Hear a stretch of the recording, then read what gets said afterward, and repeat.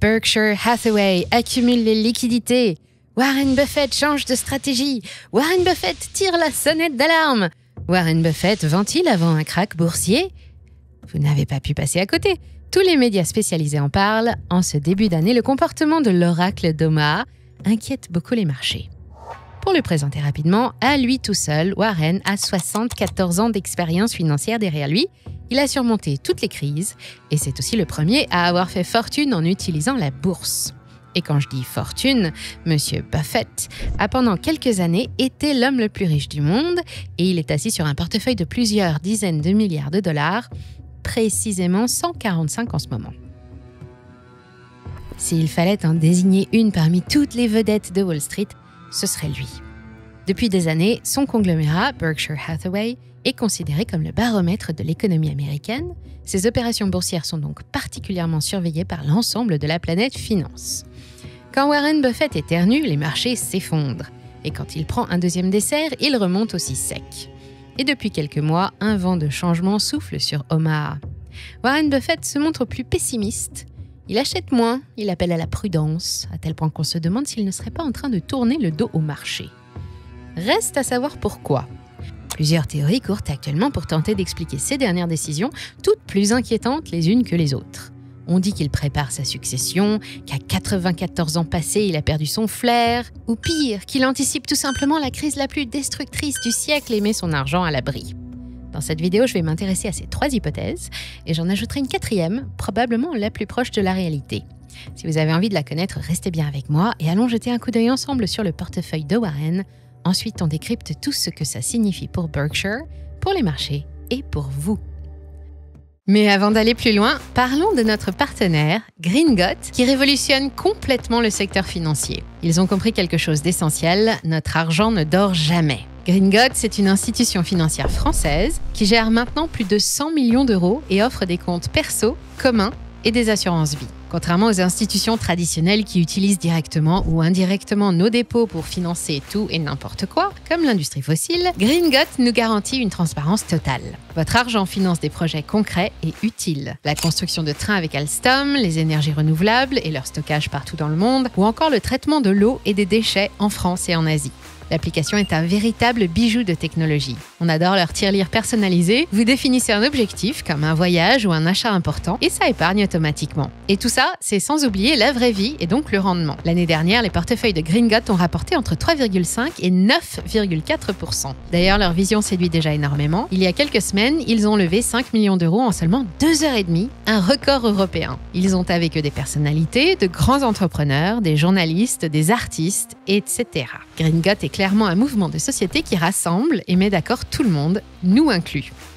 Leur nouveau compte premium vous offre des avantages exclusifs, réduction sur tous vos billets de train SNCF Connect, cashback immédiat sur vos marques préférées, Climbing District, Freeletics, Babel ou NordVPN, assurance, voyage, bagages, location, 0% de frais à l'étranger, etc. Pour fêter ce grand lancement, on vous offre 3 mois de compte premium Greengot avec le code MONEYRADAR. C'est seulement pour les 500 premiers, alors dépêchez-vous, le lien est en description. Soyez les bienvenus, nous sommes sur Money Radar.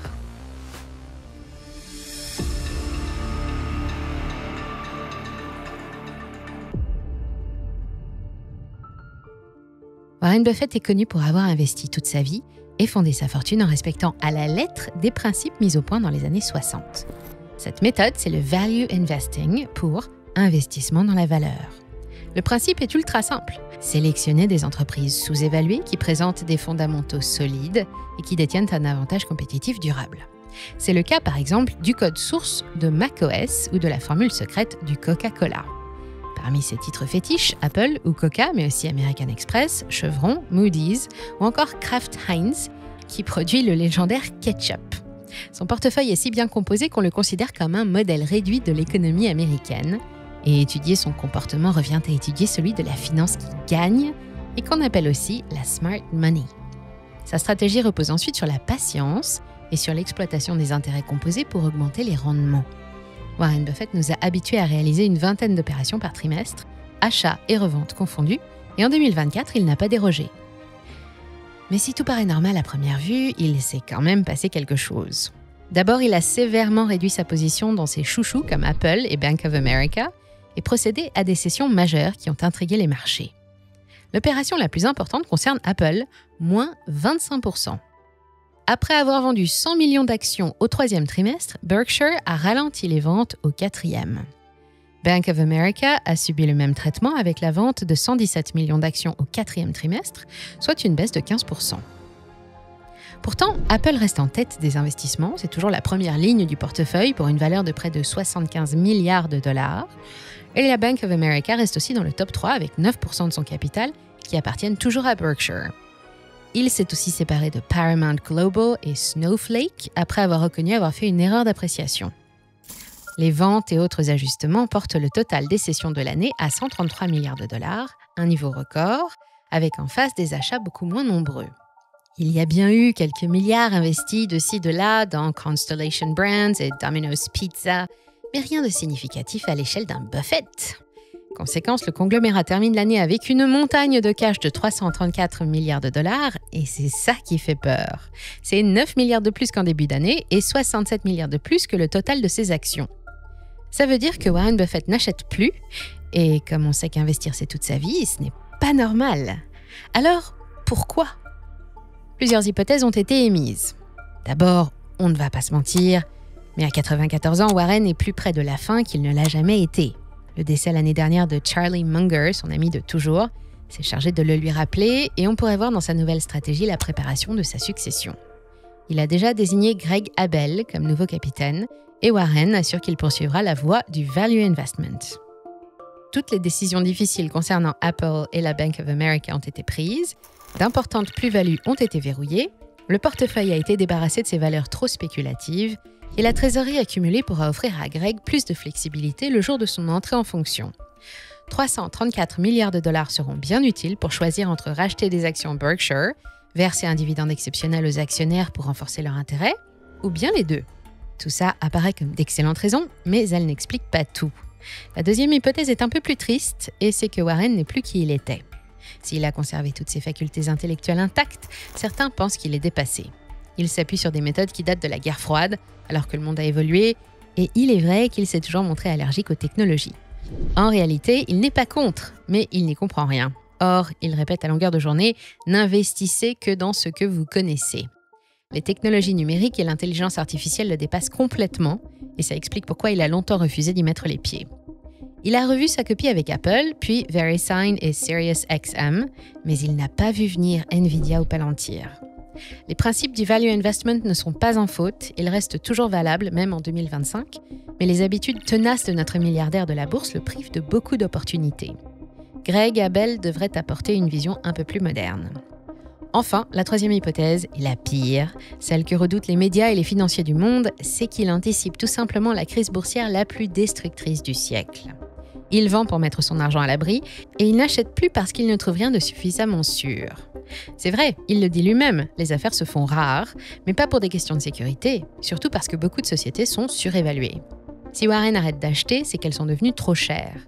Le décalage entre la valeur réelle des sociétés, celle de leur matériel, de leurs brevets, de leurs locaux ou encore de leurs stocks, leur valeur physique en somme, et celle que les marchés leur attribuent est trop important.